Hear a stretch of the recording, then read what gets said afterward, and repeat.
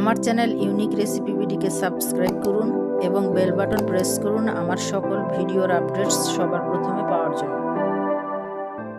আসসালামু আলাইকুম, আমার চ্যানেলে সবাইকে আবারও স্বাগত জানাচ্ছি। আশা করছি সবাই ভালো আছেন।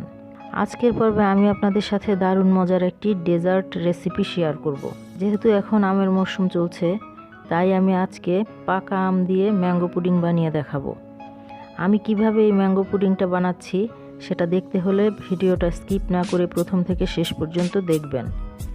যারা আমার চ্যানেলে নতুন তারা প্লিজ চ্যানেলটাকে সাবস্ক্রাইব করে পাশে থাকা বেল আইকনটা প্রেস করে দিবেন, যেন আমি নতুন নতুন ভিডিও দিলে আপনারা সাথে সাথে নোটিফিকেশান পেয়ে যান। আর যারা অলরেডি সাবস্ক্রাইব করেছেন তাদেরকে অনেক অনেক ধন্যবাদ। আর দেরি না করে শুরু করছি আমার আজকের ম্যাঙ্গো পুডিং রেসিপি। প্রথমেই আমি পুডিংয়ের ক্যারামেলটা তৈরি করে নিব। এর জন্য এখানে 3 টেবিল চামচের মতো চিনি দিয়ে অল্প পরিমাণ পানি অ্যাড করে ভালো করে ফুটিয়ে নিব। ফুটতে ফুটতে একটা সময় ব্রাউন কালার চলে আসবে, আর তখনই নামিয়ে যে মোল্ডে পুডিংটা বানাবো সেটাতে ঢেলে ঘুরিয়ে ঘুরিয়ে সব দিকে ছড়িয়ে নিব। এবার এটাকে একটা সাইডে রেখে দিব সেট হওয়ার জন্য। এখানে আমি একটা মিক্সিং বলে 2টা ডিম ভেঙে নিয়েছি। এখন আমি এর মধ্যে 1/3 কাপ চিনি অ্যাড করে মিক্স করে নিচ্ছি। এ পর্যায়ে দিয়ে দিব 2 কাপ দুধ। আমি এখানে 5 কাপ গরুর দুধকে ফুটিয়ে 2 কাপ করে নিয়েছি। আর খেয়াল রাখবেন দুধটা যেন রুম টেম্পারেচারে থাকে।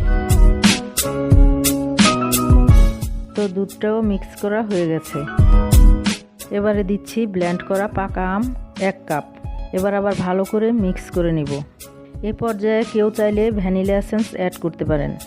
আমি সম্পূর্ণ স্কিপ করেছি, কারণ আমার কাছে মনে হয়েছে ভ্যানিলা এসেন্স দিলে ম্যাঙ্গোর ফ্লেভারটা পাওয়া যাবে না। আমি যে মোল্ডে ক্যারামেল ছড়িয়ে নিয়েছিলাম সেটা সেট হয়ে গেছে। এবার এর উপর একটি ছাঁকনি বসিয়ে ম্যাঙ্গো পুডিংয়ের মিশ্রণটা ছেঁকে নিব, যাতে কোনো রকম আঁশ না থাকে।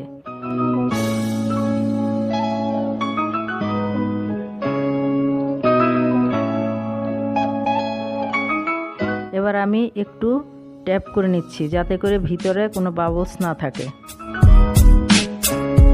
এই পুডিংটা আমি প্রেসার কুকারে তৈরি করব, তাই আগে থেকেই আমি প্রেসার কুকারে পানি দিয়ে তার উপর একটি স্ট্যান্ড বসিয়ে প্রিহিট করে নিয়েছি। এখন আমি কেকের মোল্ডটা খুব সাবধানে এই স্ট্যান্ডের উপর বসিয়ে দিব। এবার এর উপর একটি ঢাকনা দিয়ে প্রেসার কুকারের ঢাকনাটা লাগিয়ে নিব। এবার প্রেসার কুকারের উপরে যে হুইসেলটা আছে সেটা খুলে নিব। এবার চুলার আঁচ মিডিয়াম লোতে রেখে 30 মিনিট অপেক্ষা করব।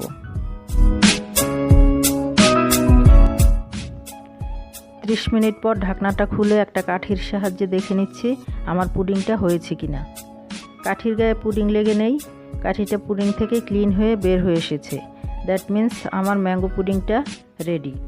এখন আমি পুডিংটা চুলা থেকে নামিয়ে ঠান্ডা করে 1 ঘন্টার জন্য ফ্রিজে রেখে দিব সেট হওয়ার জন্য।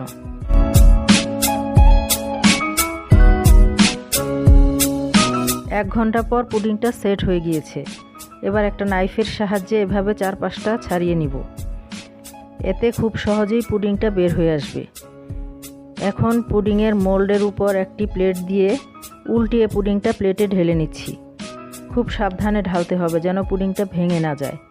দেখুন পুডিংটা দেখতে কতটা ইয়ামি হয়েছে, কালারটাও কতটা সুন্দর হয়েছে।